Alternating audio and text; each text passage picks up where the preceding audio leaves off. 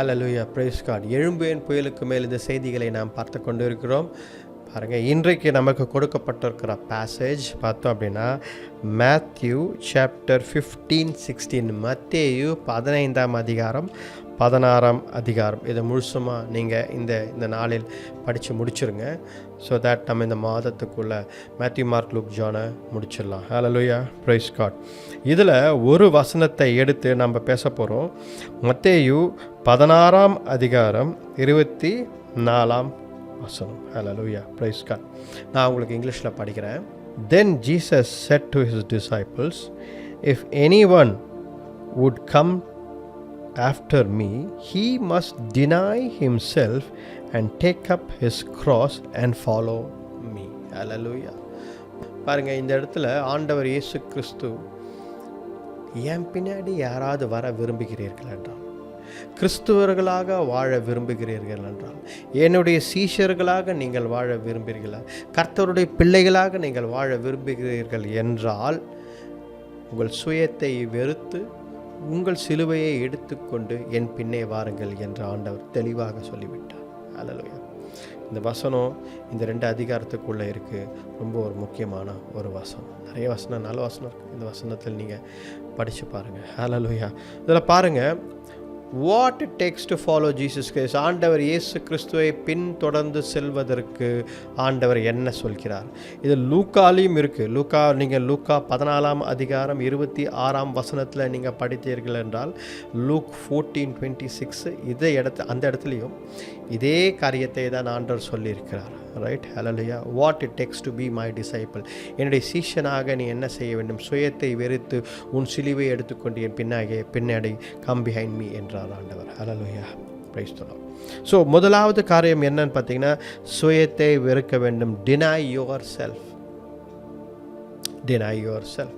அப்போ பார்த்தீர்கள் என்றால், முதலாவது காரியம் ஆண்டவர் இயேசு கிறிஸ்து சொல்வது, லூக்கா எழுதின சுவிசேஷம் 14ஆம் அதிகாரத்தில் நீங்கள் பார்த்தீங்கன்னா ஆண்டவர் என்ன சொல்கிறாருன்னா, தாய், தகப்பன், சகோதரர்கள், நண்பர்கள், இவர்கள் எல்லாரையும் வெறுத்து தள்ளிவிட்டு, இந்த உலகத்தை தள்ளிவிட்டு என் பின்னே வாருங்கள், உங்கள் சுயத்தையும் வெறுத்து விட்டு என் பின்னே வாருங்கள். இது படிக்கும்போது ஒரு மாதிரி இருக்குது. என்ன இது? அப்பா, அம்மா, சொந்தக்காரங்க, நண்பர்கள், குடும்பம், மனைவி, பிள்ளைங்க எல்லாரையும் வெறுத்து விட்டு, இந்த உலகத்தையும் வெறுத்து விட்டு, சுயத்தையும் வெறுத்து விட்டு ஆண்டவர் பின்னாடி வர சொல்கிறாரு. அப்போ நம்ம சன்னியாசியாக தான் போகணும். ஒரு பெரிய கேள்வி, என்ன ஆண்டவர், அப்போ என் வாழ்க்கை என்ன வருது? நான் சன்னியாசியாக தான் போகணுமா அப்படின்னு? அப்படி இல்லை. ஆண்டவரை சொல்வது இந்த இடத்துல பார்த்தீங்க அப்படின்னா, உங்கள் குடும்பத்தை வெறுத்து, ஈவன் யுவர் லைஃப், உங்களோட வாழ்க்கையும் வெறுத்து அப்படின்னு பார்த்தா ஆண்டவர் சொல்வது என்ன? உங்களுக்கு உங்களுக்கு தேவையான காரியங்கள், ஆசைகள், இதை எல்லாவற்றையும் கர்த்தருடைய சித்தத்திற்கு மேலாக வைப்பது, இல்லை கர்த்தரை விரும்புவதற்கு மேலாக வைப்பது தான் ஆண்டவர் விரும்ப மாட்டேங்கிறார். நம்ம நிறைய பேர் அதை தான் செய்கிறோம். God is a secondary person in our life. நான் சொன்னால் நீங்கள் ஏற்றுக்க மாட்டீங்க. நீங்கள் என்ன சொல்லுங்க? அதெல்லாம் இல்லை. கர்த்தர் தான் எங்களுக்கு முக்கியம், ஆண்டவர் தான் எங்களுக்கு முக்கியம், ஆண்டவர் தான் நாங்கள் முதலாவது வைக்கிறோம். அப்படியா? 24 மணி நேரம் இருக்குது ஒரு நாளைக்கு. இந்த 24 மணி நேரத்தில் கர்த்தருக்காக நேரம், ஆண்டவருக்கான நேரம் எவ்வளோ நேரம் ஒதுக்குறோம்? தூங்குறதுக்காக எவ்வளோ நேரம், சாப்பிட்றதுக்காக, வேலைக்காக எவ்வளோ வேலை? நீங்கள் 8 மணி நேரமாவது வேலை செய்யணும், கரெக்டாக இல்லையா? 8 ஹவர்ஸ் கூட வேலை செய்யலைன்னா ஆஃபீஸில் உங்களை அலோவ் பண்ண மாட்டாங்க. சில பேர் 12 ஹவர்ஸில் வேலை செய்யணும். சாப்பிடுவது, மற்ற காரியங்கள்லாம் செய்வது, இதெல்லாம் பார்த்தோம் என்றால் ஆண்டவருக்கு கொடுக்குற நேரம் எவ்வளவு? அப்போ ஆண்டவர் நம்ம செகண்டரியாக தானே வச்சுருக்கோம். யோசிச்சு பாருங்கள். இது நம்ம ஜெபிச்சுனே இருக்க முடியுமா பிரதர்? ஃபஸ்ட்டு ஜெபிச்சுனே இருக்க முடியுமா? இது செஞ்சுனே இருக்க முடியுமா? மற்ற காரியங்களாம் செய்யணும்ல? கரெக்டு தான். அது எதற்கு முன்னுரிமை கொடுக்கிறீர்கள்? அதுதான் முக்கியம். எதற்கு ப்ரையாரிட்டி கொடுக்குறீங்க? உங்கள் ஆசைகள், உங்கள் விருப்பங்கள், your desires are for God. ஆண்டவர் சொல்லுவது தான், உங்கள் குடும்பத்தை வெறுத்து விடு, உன்னுடைய வாழ்க்கை, ஈவன் யுவர் லைஃப்னு போட்டிருக்கார். லூக்கா புத்தகத்துலையும் படிச்சிங்கன்னா ஈவன் யுவர் லைஃப்ன்றார். அப்போது குடும்பத்தையும், சுயத்தையும், உங்களுடைய வாழ்க்கையும் எல்லாவற்றையும் வெறுக்க வேண்டும் என்றால் வெறுத்து விட்டு சன்னியாசியாய் போவதை பற்றி ஆண்டவர் சொல்லவில்லை. It's not saying so, right? ஆண்டவர் சொல்வது எல்லாவற்றுக்கும் மேலாக கர்த்தரை வைக்கிறார். Your priority lies in God. Your priority should be on God first. கர்த்தர் முதல்ல, அப்பந்தான் மற்றது. ஹல்லேலூயா. ஆண்டவர் முதலே, அப்புறம் தான் ஃபர்ஸ்ட் இஸ் காட். இதை தான் நம் வாழ்க்கையில் கடைப்பிடிக்க வேண்டும். ஹல்லேலூயா. அதனால்தான் இந்த வசனத்தில் டினை யுவர் செல்ஃப், உன் சுயத்தை வெறுத்து விட்டு என் பின்னாடி வாழ்றார். சுயத்தை வெறு. அப்போ இந்த வசனத்தில் நம்ம பார்ப்பது என்ன? கர்த்தருக்கு முதலிடம் கொடுக்க வேண்டும். அதை தான் ஆண்டவர் விரும்புகிறார். வெறுக்க சொல்லவில்லை. ஏன் அந்த வார்த்தை போட்டிருக்கிறேன்னா, அந்த அளவுக்கு ஆண்டவர் இம்பார்ட்டன்ஸை சொல்கிறாரு. உன்னுடைய வீடு, தகப்பன், தாய், பிள்ளைகள், உன்னுடைய வாழ்க்கை, இதை பற்றியே சிந்தித்து கொண்டிருக்க எப்பப்போ இதே. அப்போ கர்த்தருக்கான நேரம், கர்த்தரை பற்றி, கர்த்தருடைய ஊழியங்களை பற்றி, அவர் வாழ்க்கையில் நிறைவேற்ற வேண்டிய சித்தம், உன் வாழ்க்கையில் செயல்படுத்த வேண்டியது, கர்த்தருக்கு நீ எப்போ மகிமை கொடுப்பாய் உன் வாழ்க்கை மூலமாக, இதை எப்பொழுது சிந்தித்தாய் என்பது தான் ஆண்டவர் கேட்கிறார். ஹல்லேலூயா. மனிதன் இந்த உலகத்தில் உண்டாகி இருக்கிறான் என்றால், நீங்கள் இப்போ கர்த்தர் உங்களை படைத்திருக்கிறார் என்றால் அதுக்கு ஒரு காரணம் இருக்குது. என்ன காரணமாக இருக்கும் அப்படின்னு நீங்கள் யோசிக்கலாம். என்ன காரணமாக இருக்கும்? காரணமே உங்கள் மூலமாக கர்த்தருடைய நாம மகிமைப்பட வேண்டும், கர்த்தர் மகிமைப்பட வேண்டும் தான் காரணம். என் மூலமாக கர்த்தர் நாம மகிமைப்பட வேண்டுமா? அது எப்படி? ஆண்டவர் உங்களுக்கு சொல்வார், ஊழியத்தை கொடுப்பார், சொல்வார் இதை செய்யுங்கள் அதை செய்யுங்கள் என்று. அவருடைய சித்தத்தின்படி வாழும்பொழுது தான் நம்ம என்ன பண்ணுறோம்? அப்படி இல்லாமல் குடும்பத்தை, நண்பர்களை, மற்ற சிற்றின்பங்களை, அதை இதுன்னு சொல்லி நம்முடைய வாழ்க்கையை ஜாலியாக இருந்து கொண்டு இப்படி இருந்தால் அந்த பக்கம் பார்க்கறதே கிடையாது. ஆண்டவர் என்ன விரும்புகிறார்? ஆண்டவருக்கு என்ன தேவை? என் மூலமாக என்ன நிறைவேற்ற விரும்புகிறார் என்பதை புரியாமலே நம் வாழ்க்கையை ஓடிவிடும். ஹல்லேலூயா. இதை போல தானியேலோ, இதே போல் யோசேப்போ, தாவீதோ, இல்லை மற்ற ஆபிரகாமோ, யாரோ இந்த இந்த இந்த புத்தகத்தில் வேதத்தில் எழுதப்பட்டிருக்கிறவர்கள் ஏனோக்கோ இப்படி நினச்சிருந்தா, குடும்பம், குழந்தைங்க, என் வாழ்க்கை இதுதான் முக்கியம், நான் இதை கட்டினேன் அதை கட்டினேன், இதை வாங்கினேன் அது வாங்கினேன், இப்படி யோசிச்சிருந்தா இந்த வேத புத்தகத்தில் இவர்களுடைய பெயர் இருந்திருக்காது. வேத புத்தகத்தில் வெறுமை பிளெயினாக ஆண்டவர் இயேசு கிறிஸ்து மட்டும்தான் போட்டிருக்கோம். ஒரு மனிதன் பற்றியும் போட்டிருக்காது. யாருமே கர்த்தருடைய சித்தத்தை நிறைவேற்றாமல் அவங்க சுயத்தை நிறைவேற்றியிருப்பாங்க. இந்த வேத புத்தகத்தில் அவங்க வாழ்க்கை இருந்திருக்காது. அவர்கள் எல்லாம் கர்த்தருடைய சித்தம்தான் முக்கியம் என்று நினைத்தார்கள். இன்ஃபேக்ட் ஏனோக்கெல்லாம் பார்த்தீங்க அப்படின்னா அவரெல்லாம் தீர்க்கதரிசியாய் ஆண்டவர் அழைத்து அவருடனே கொண்டு போய் விட்டார். ஏனென்றால் அவன் கர்த்தருடன் பேசி கொண்டிருந்தான், கர்த்தருடன் வாழ்ந்தான், கர்த்தருடனே சென்று விட்டான். ஹல்லேலூயா. எங்கே சென்றான் என்று ஆண்டவருக்கு மட்டும்தான் தெரியும். இப்படி தான் எல்லாரும் வாழ்கிறார்கள். இதே தான் ஆண்டவர், உலகத்தை வெறுத்து விடு, உனக்காக ஒன்று ஆயத்தப்படி வச்சுருக்கேன், அதை உன் வாழ்க்கையில் நிறைவேற்றணும், நீ ஒப்பு கொடுப்பாயா என்று கேட்குறாரு. இதை தான் ஆண்டவர் சிம்பிளாக கேட்குறாரு. ஹல்லேலூயா. அப்போது டினை யுவர் செல்ஃப் என்று சொல்லும்பொழுது நீ உலகத்தை, நீ மற்ற காரியங்களை வெறுத்து விட வேண்டும். உலகத்தை வெறுக்க வேண்டும் என்று பார்க்கும்பொழுது, put aside the worldly life என்று பார்க்கும்பொழுது, உலகத்தை வெறுக்க வேண்டும் என்றால் என்ன? உலகத்தில் தான் வாழ்கிறோம், இந்த வேர்ல்டில் தான் வாழ்கிறோம். இந்த வேர்ல்டில் வாழும் பொழுது உலகத்தை வெறுக்க வேண்டும்னா அப்போ எப்படி? இப்போ வேற எங்கேயாவது நம்ம வாழணுமா? இல்லை எப்படி? இது ஆண்டவர் என்ன எதிர்பார்க்கிறார்? எங்கே உன்னை வைத்திருக்கிறாரோ அந்த இடத்தில் நீ சாட்சியாக இருக்க வேண்டும் என்று ஆண்டவர் விரும்புகிறார்.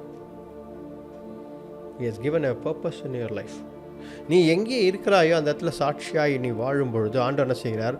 இன்னொரு இடத்துக்கு உங்களை கொண்டு போகிறார். பவுல் பாருங்க, ஆண்டவர் எருசலேமுக்கு பவுல் போகிறார். எருசலேமுக்கு பவுல் போகும் பொழுது பவுலை வந்து எல்லாரும் யூதர்கள் எல்லாம் ஒன்று சேர்ந்து விட்டார்கள். அவனை கிழிச்சு அவனை கொன்று விட வேண்டும் என்று ஒரு தீர்மானத்தில் 40 பேர் வந்து என்ன பண்ணுறாங்கன்னா, ஓகே ரைட்டுன்னு சொல்லி ஓத்து எடுத்துக்கிறாங்க, சத்தியம் பண்ணிக்க வாங்கிக்கிறாங்க. சத்தியம் எடுத்துன்னு இவனை இன்றைக்கு இரவே கொன்று விட வேண்டும். அப்படி பவுலுக்கு எதிராக அவன் சத்தியத்தை, ஆண்டவர் இயேசு கிறிஸ்துவின் சுவிசேஷத்தை சொல்கிறான்னு சொல்லி எதிர்த்து நின்றார்கள் யூதர்கள். ஆனாலும் பவுல் என்ன பண்ணுறான்னா எருசலேமில் சாட்சியாக எனக்கு எல்லாருக்கும் முன்னாடியே சுவிசேஷத்தை சொல்கிறான், ஆண்டவர் இயேசு கிறிஸ்து பற்றி சொல்கிறான், எல்லாரும் கேட்குறபடியாக. அப்போ ஆண்டவர் இயேசு கிறிஸ்து வந்து நின்று, பவுலே உனக்கு இங்கே வேலை முடிஞ்சது, நீ ரோம் நாட்டிலையும் போய் ராஜாக்கு முன்பதாக நின்று சுவிசேஷத்தை சொல்ல வேண்டும், இங்கே உன் வேலை முடிந்தது என்று சொல்கிறார். பாருங்கள், பவுல் நினச்சிருக்கலாம், இவ்வளோ ரிஸ்க்காக ஆண்டவரே, இந்த யூதர்கள் பிளான் பண்ணி எனக்கு கொண்டுட்டு போங்க, நைட்டு அந்த அந்த நான் நைட்டு மட்டும் வெளியே போயிருந்தேன்னா அன்றைக்கி என்னை கொண்டுட்டுப்பாங்க, பிளான் பண்ணிட்டாங்க, நான் சாட்சியாக நிற்கிறேன்ட்டு இவ்வளோ இதா அப்படின்னு யோசிச்சிருக்கலாம். ஆனால் பவுல் பாருங்கள், கர்த்தருக்காக ரொம்ப வைராக்கியமாக நின்றான். ஒரு இடத்துல அவன் வைராக்கியமாய் நின்றதால் பவுலை இன்னொரு இடத்துக்கு கொண்டு போகிறார், ராஜாக்கள் முன்பதாக கொண்டு போகிறார். இன்றைக்கு உலகத்தை வெறுக்க வேண்டும் என்று ஆண்டவர் சொல்கிறார் அந்த வசனத்து மூலமாக. உலகத்தை வெறுக்க வேண்டும் அப்படின்னா என்ன அர்த்தம்? நீங்கள் இருக்கும் இடத்தில் அந்த உலக பிரகாரமான காரியங்களை ஈடுபடாமல் நீங்கள் தனித்திருந்து, you have to show your identity in Christ and be a witness. அப்படி சாட்சிகளாக அங்கே நிற்கிறீங்க அப்படின்னா அப்போ ஆண்டவர் என்ன பண்ணுவார்? Okay my son, my daughter, okay உன் வேலை இங்கே முடிஞ்சுது, உன்னை இன்னொரு இடத்துக்கு பெரிய இடத்துக்கு கொண்டு போகிறேன், ராஜாக்களுக்கு முன்பதாக சாட்சியாக நிற்க உன்னை கொண்டு போகிறேன், take the promotion, take this, go அப்படின்னு. ஹல்லேலூயா. நீங்கள் நிறைய பேர் அழுது கொண்டு இருக்கிறோம், ஆண்டவரே எதுவும் நடக்க மாட்டேங்குது, ஆண்டவரே என்ன நடக்குதுன்னு தெரியல, ஆண்டவரே என் வாழ்க்கையில் இப்படிலாம் போயிடுது அப்படிலாம் போயிடுது. யூ நோ வாய்? ஒன்று, உலகத்தை நீங்கள் வெறுக்கவில்லை. நீங்கள் உங்கள் டிபார்ட்மெண்ட்லேயே, உங்கள் தொழிலில், உங்கள் வீட்டில் எல்லாருமே பழகி விட்டீர்கள். உலகத்தை வெறுக்கவில்லை, அதோடன் சம்பந்தம் பேசிக்கொண்டு அதோடன் பழகி விட்டீர்கள். அதனால் உங்கள் சாட்சி அங்கே நிறைவேறவில்லை. your witness has not been fulfilled. அதனால் என்ன நடக்குது? ஆண்டவரால் உங்களை அங்கே முடிச்சுட்டு இன்னொரு இடத்துக்கு, ராஜாக்கள் இருக்கும் இடத்தில் உங்களை கொண்டு போக முடியவில்லை.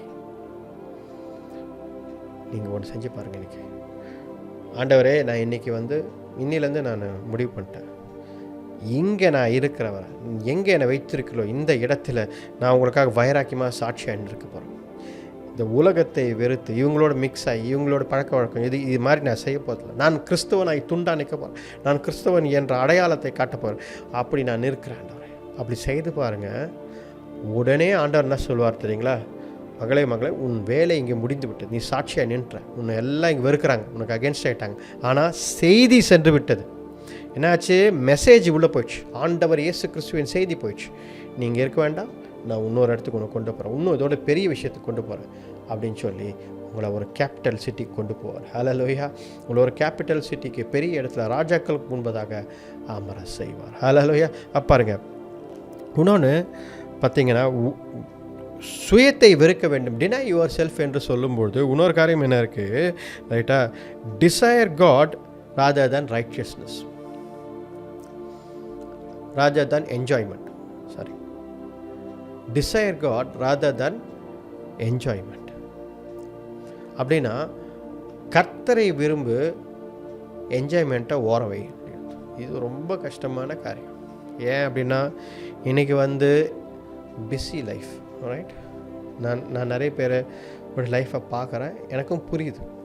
வெறும் டஃப் லைஃப், ரொம்ப கஷ்டமான வேலை, பாஸுக்கு அவங்க அதிகாரிகள் அவங்களுடைய டார்ச்சர், பிஎஸ் சுற்றி இருக்கிற வேலை செய்கிறவங்க டார்ச்சர், இந்த மத்தியில் நம்ம பசங்களாக பார்த்துக்கணும், குடும்பத்தை பார்த்துக்கணும், போய் வேலை செஞ்சுட்டு நைட்டு நம்ம இருக்கிற வேலையை செய்து படுத்து தூக்கி திருப்பி நாளைக்கு காலையில் இந்த மாதிரி ஒரு போராட்டம். இதில் கடன் வாங்கியிருப்போம், இதுக்குன்னு கடன் வாங்கியிருப்போம், எவ்வளவோ பிரச்சனைகள் கேட்டா.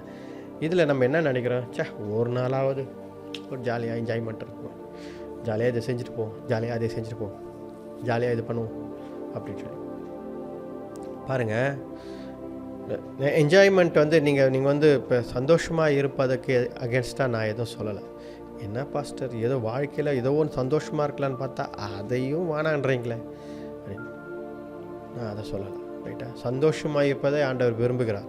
நீங்கள் சந்தோஷமாக இருக்கணும், கர்த்தருடைய ஆசீர்வாதத்தோடு சந்தோஷமாக இருக்கணும் என்பது கர்த்தருடைய விருப்பம், அவர் விரும்புகிறார். ஆனால் சுயத்தை வெறுக்க வேண்டும் என்று சொல்லும் பொழுது ஆண்டவர் என்ன சொல்ல வருகிறார்? உன் ஆசைகள், உன் விருப்பங்கள் எல்லாம் என்ஜாய்மெண்ட், என்டர்டெயின்மெண்ட் பக்கம் இருக்கக்கூடாது என்கிறார். You should not get always be entertained and enjoyment உன் வாழ்க்கையில் இருக்குது. அவன் என்னப்பா, அவன் ஜாலியாக இருக்கிறான், அவங்க என்னப்பா அவங்க வீட்டில் எல்லாம் ஜாலியாக ஒரே என்ஜாய்மெண்ட் தான், ஒரே என்டர்டெயின்மெண்ட் தான், லைஃபே ஜாலியாக போகுது அவங்க வீட்டில். இது மூலமாக ஒன்றும் சாதிக்கவில்லை நீங்கள், ரைட்டா? அதில் சொல்வது நம்ம புறம்படுவோம் அவங்களெல்லாம் பார்த்து, அவங்க என்ன ரொம்ப ஜாலியாக சந்தோஷம். ஆனால் உண்மையில் பார்த்தீங்க அப்படின்னா இந்த உலகத்தில் தான் அவங்க ஜாலியாக இருக்கணும். பரலோகத்தில் போய் நின்னாங்கன்னா, ஆண்டவருக்கு முன்னாடி போய் நின்னா ஆண்டவர் கேட்பார், என்ன நீ என்ன செஞ்சேன்னு கேட்டால் தலை குனிஞ்சு நிற்கணும்.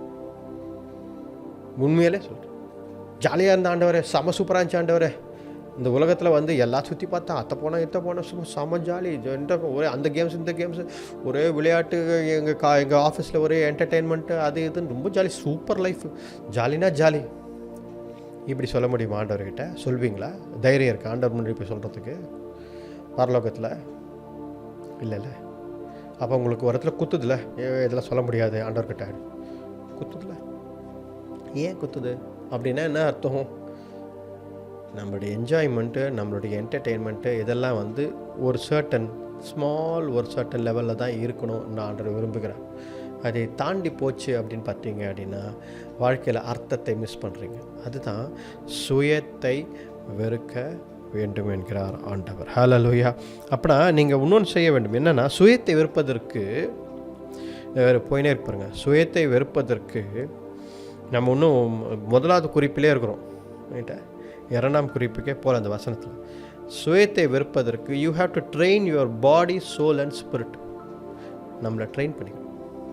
நம் கண்களை, நம் இருதயத்தை நாம் எப்படி கண்ட்ரோல் கொண்டு வந்து, அதான் பவுல் சொல்றார், I am bringing every thing under control, I am bringing my body under control. Right? எல்லாவற்றையும் என்னுடைய சரீரம், என்னுடைய உணர்வுகள் எல்லாம் அடிமைப்படுத்துகிறேன் கர்த்தருக்கு முன்பதாக என்கிறார் பவுல். கர்த்தருக்கு முன்பதாக எல்லாவற்றையும் கண்ட்ரோல் பண்ணி எல்லாத்தையும் கொண்டு வருகிறேன். அப்படின்னா என்ன அர்த்தம்? You should train your body, soul and spirit. Pastor, நீங்கள் இது வரைக்கும் சொன்னதே எங்களுக்கு ஒரு மாதிரி இருக்குது, எல்லாத்தையும் விட்டுட்டு சன்னியாசி மாதிரி வாழணுன்ற வாழ்க்கை மாதிரி பேசினிக்கிறீங்களா பாஸ்டர், உங்களுக்கு தோணுதா? அப்படி நான் சொல்ல வரல. ரைட்? கர்த்தர் உங்களை சந்தோஷமாக இருக்கணும், ஆசீர்வாதமாக இருக்கணும் என்பதை விரும்புகிறார். ஆனால் சுயத்தை வெறுக்க வேண்டும், உன் வாழ்க்கையை வெறுக்க வேண்டும், சுயத்தை வெறுக்க வேண்டும், ரொம்ப தெளிவாக சொல்லிட்டார்.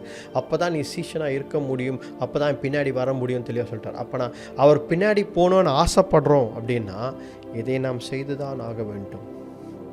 கர்த்தர் பின்னாடி போவதில் அதில் ஒரு மகிழ்ச்சி இருக்கிறது, ஒரு சந்தோஷம் இருக்கிறது. ஏன் தெரியுங்களா? உலகத்தையே உண்டாக்கின ஆண்டவர் நமக்கு முன்பதாக செல்கிறார். அவருடைய பாதையில் நாம் செல்கிறோம், அவருடைய வழியில் நாம் போகிறோம் அப்படின்னா சூப்பர் லைஃப். ஹல்லேலூயா, பிரைஸ் காட். பாருங்க, இப்போ 2ஆம் குறிப்பு போகிறோம். டேக் அப் யுவர் கிராஸ் என்றார் ஆண்டவர். முதலாவது உன் சுயத்தை வெறுன்றார், deny yourself. Next take up your cross, உன் சிலுவை நீ எடுத்துக்கொள்கிறார். இதில் முக்கியமாக நம்ம பார்த்தோம்னா, ஏதோ ஒரு சிலுவை எடுத்துக்கொண்டு பின்னாடி வான்னு ஆண்டவர் சொல்லவே இல்லை. அது நல்லா பார்த்துக்குங்க. அது சிலுவை ஏதோ ஒரு சிலுவை எடுத்துக்கணும் இல்லை, அவருடைய சிலுவை, என் சிலுவை எடுத்துக்கொண்டு பின்னாடி வானும் ஆண்டவர் சொல்ல, அதையும் சொல்லலை ஆண்டவர். ரைட்டா? உன் சிலுவை, உனக்காக ஒரு சிலுவை கொடுக்கப்பட்டிருக்கிறது, அந்த சிலுவையை நீ சுமந்து கொண்டு வாண்டார். அப்போனா நம்ம இப்போ வந்து சிலுவை என்று சொன்னாலே பாடுகள் என்ற ஒரு அர்த்தமாக நாம் பார்க்கிறோம். ரைட்? என்ன ஒரே சிலுவையும் போராட்டமாக இருக்கு அப்படின்னு சொல்லி அது கோர்வையாக்கிட்டாங்க. ஏன்னா சிலுவையில் தான் ஆண்டவர் பாடுபட்டார், ரத்தம் சிந்தினார், அடிக்கப்பட்டார், அவர் உயிர் பிரிந்தார். ஸோ இதெல்லாம் நடந்தது சிலுவையில் தான். ஸோ அந்த கிராஸ், ரைட், அது எப்படி சிம்பிளைஸ் ஆயிடுச்சுன்னு பார்த்தீங்கன்னா, the cross has been simplised as this thing, என்ன சொல்கிறது, ஒரு சஃபரிங்காக. It is in a way correct, right? அது ஆண்டவர் அதை அவர் போராடி ஜெயித்தார் என்பதற்கு ஒரு அடையாளம். பட் ஆனால் ஜெயித்தாரை விட்டுறோம், அது ஒரு விக்டரியின் அடையாளமாக கூட சிலுவை இருக்கிறது. You should understand that cross is a symbol of victory. ஜெயத்தின் அடையாளமாக சிலுவை இருக்கிறது. ஹல்லேலூயா. அப்போ சிலுவை எடுத்துக்கொள்ள வேண்டும் என்றால் உடனே நம்ம யோசிக்கக்கூடாது, ஐயோ போராட்டம், பிரச்சனைகள் இதெல்லாம் நம்ம சுமந்து கொண்டு வாழ்க்கை ஒரு போராட்டம் என்று ஆண்டவர் பின்னாடி போனோமா, சிலுவையை நம்ம எடுத்துக்கணுமா அப்படின்னு. Cross is victory. ஜெயத்தை எடுத்துக்கொண்டு சுமந்து செல் என்று தான் ஆண்டவர் சொல்கிறார். ஹல்லேலூயா. அப்போது உன் சிலுவை எடுத்துக்கொண்டு என்று சொல்லும் பொழுது ஆண்டவர் சொல்கிறார், கர்த்தர் உனக்காக ஒரு சித்தத்தை வைத்திருக்கிறார், உன் வாழ்க்கையில் அந்த சித்தம் நிறைவேற நீ செய்கிறார். ஹல்லேலூயா. அதுதான் சிலுவை. What is your cross? உன்னுடைய சிலுவை என்ன? What is your cross? உன் சிலுவை என்ன?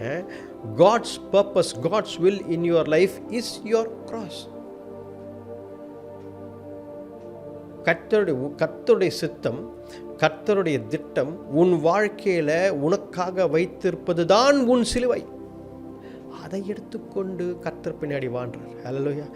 அப்போது சுயத்தையும் வெறுத்து, எல்லாத்தையும் வெறுத்துட்டோம். ரைட், சுயத்தை வெறுத்து எல்லாத்தையும் வெறுத்துட்டோன்னா என்ன? அதை விட்டு விலகிட்டோன்னு அர்த்தம். எனக்கு ஆண்டவர் ஒருவரே, ஆண்டவர் சித்தம் ஒருவரே, ஆண்டவர் ஒருவரே, ஹல்லேலூயா அப்படின்னு சொல்லி என்ன பண்ணணும்? அடுத்தது இந்த அவன் சிலுவை எடுத்துக்கொள். ஏன் சிலுவையா? எனக்கு ஒரு சிலுவை இருக்கா? அம்மா உனக்கு ஒரு சிலுவை இருக்கு. அப்படியா? என்னது அது? கர்த்தர் உனக்காக வைத்திருக்கிற சித்தம், உன்னுடைய பர்பஸ், உன்னுடைய திட்டம், உன் வாழ்க்கையில் இருக்கிற திட்டம், அதுதான் உன் சிலுவை. எடுத்துக்கோ. அப்படியா? சரி, எடுத்துக்கிறேன். அப்போ அந்த சிலுவை பாடுகள் இல்லையா? பாடுகள் இல்லையாப்பா. கர்த்தர் பாடுபட்டார் சிலுவையில் கர்த்தர் பாடுபட்டார். ஆனால் எதற்காக? உனக்கு வெற்றி வர வேண்டும். இது வெற்றியின் சின்னம், இது வெற்றியின் அடையாளம். எடுத்துக்கொண்டு போ முன்னாடி. கர்த்தர் முன்னாடி போறார், பின்னாடி போ. இதே தான் ஆண்டவர் சொல்றார். ஹல்லேலூயா. அப்போது இன்னைக்கு நம்ம என்ன செய்யணும்? ஆண்டவர் கூப்பிடுவோம். ஆண்டவரே, நான் என் சுயத்தை வெறுக்கிறேன். ஃபுல்லாக நான் ஒரு மாறின பர்சனாக இருப்பேன். I'm going to change. எல்லாத்தையும் விட்டு விட போகிறேன், மாற போகிறேன். ஹல்லேலூயா, பிரைஸ் காட். எல்லாத்தையும் விட்டு விட போகிறேன். இரண்டாவது, எனக்கு ஒரு சிலுவை இருக்குன்னு எனக்கு தெரியவே இல்லை ஆண்டவரே. நான் ஏதோ உலகத்தில் சேர்ந்து நானும் வாழ்ந்துன்னு இருக்கேன். இப்போ தான் நான் பார்க்குறேன், எனக்குன்னு ஒரு சிலுவை, எனக்குன்னு ஒரு பர்பஸ் என்னை உண்டாக்கியிருக்கீங்க. எனக்கு ஒரு சிலுவை ஓரமாக இருக்குது, எனக்கு தெரியாம போயிடுச்சு. அதை எடுத்துக்கிறேன். ஹல்லேலூயா, பிரைஸ் காட். அதை எடுத்துக்கின்னு உங்கள் பின்னாடி வரேன். நீங்கள் சொல்லுங்கள் என்ன செய்யலாம், அதை நான் செய்கிறேன். அதுதான் மூன்றாம் காரியம். என்ன? ஃபாலோ மீன்றார். ரொம்ப முக்கியமான காரியம். என் பின்னே வாழ்றார். அப்போ என் பின்னேனா you have to follow Jesus Christ. It's difficult. அது கடினமான காரியமாக ஆண்டவர் என்ன சொல்றார்? என் பின்னே வரும் பொழுது அதுக்கு முன்பதாக நான் தான் போகிறேன். ஒரு வழியில் போகிறோம் அப்படின்னா பார்த்தீங்க அப்படின்னா, நீங்கள் முன்னாடி போங்க, நாங்கள் பின்னாடி வரோன்னா என்ன அர்த்தம் அப்படின்னா, முன்னாடி என்ன ஆபத்து இருக்குன்னு தெரியல, முன்னாடி என்னென்ன இருக்குன்னு தெரியல. அதனால் முன்னாடி இருக்கிறவங்க நீங்கள் முன்னாடி போங்க, நாங்கள் பார்த்து உங்களை பார்த்து பின்னாடி வரோம். அதுதான் அர்த்தம். அப்போது என் பின்னே வா என்று சொன்னால் என்ன அர்த்தம்? ஆண்டவர் முன்னாடி போகிறாரு, அவருக்கு முன்னாடி உனக்கு வழி செய்கிறாரு, உன் வழிகளை திறந்து கொடுக்குறாரு, வாசல்களை திறந்து கொடுக்குறாரு. ஆண்டவர் முன்னாடி போயின்னு இருக்கிறாருன்னு அர்த்தம். ஹல்லேலூயா, பிரைஸ் காட். இப்போ கர்த்தர் பின்னாடி போகிறீங்க அப்படின்னா கர்த்தர் உங்களுக்கு பெரிய காரியங்களை உங்கள் வாழ்க்கையில் செய்வார். ஹல்லேலூயா. ஆண்டவர் விடுதலை கொடுப்பார், ஆண்டவர் உங்களை விடுவிப்பார். ஹல்லேலூயா. Follow me. You are following the greatest person in this universe. இந்த உலகத்தின் ரட்சகர், இந்த உலகத்தை உண்டாக்கினவர், அவர் பின்னாடி தான் நீங்கள் போகிறீங்க. வேற யாரோ பின்னாடி போகல. ஆண்டவர் கேட்குறாரு ஃபாலோ மீனா, யார் பின்னாடியோ போ, நமக்கு தெரியல, ஏதோ ஒன்று இருட்டில் ஒரு பள்ளத்தாக்கில் போயின்னு இருக்கும், ஒன்றுமே தெரியல அப்படின்னா யார் பின்னாடி போகிறோன்னே தெரியலிங்க அப்படின்றது வேற. ஆனால் இந்த உலகத்தையே உண்டாக்கினவர், இந்த உலகத்தையே சர்வ அதிகாரமும் கர்த்தர் மேல் கொடுக்கப்பட்டிருக்கிறது. பிசாசுகள் பயந்து நடுங்குகிறது.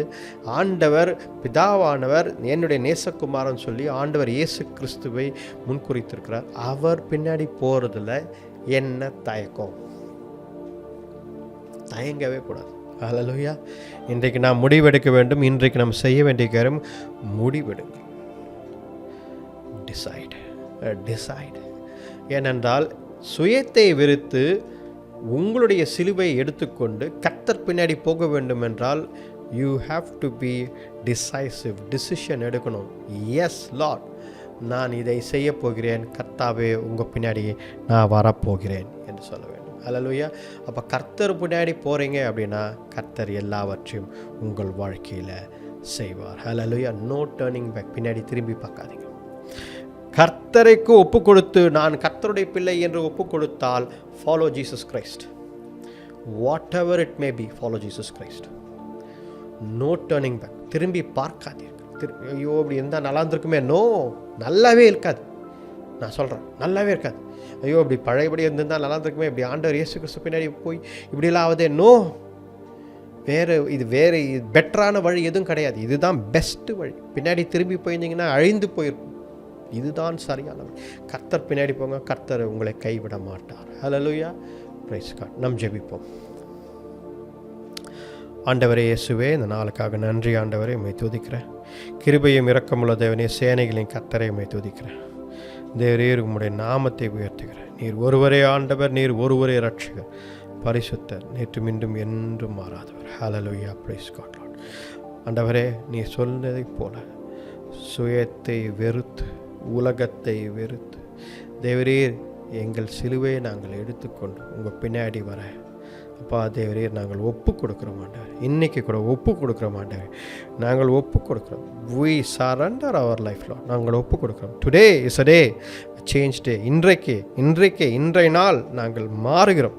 எங்கள் வாழ்க்கை மாறும் ஆண்டவரே. நீங்கள் எங்களுடன் கர்த்தாவே தேவரே எங்களுக்கு முன்பதாக செல்லுங்கள். நாங்கள் பின்னாடி வரோம் ஆண்டவரே. வழிநடத்தி பலப்படுத்துங்க, ஆசீர்வதிங்க.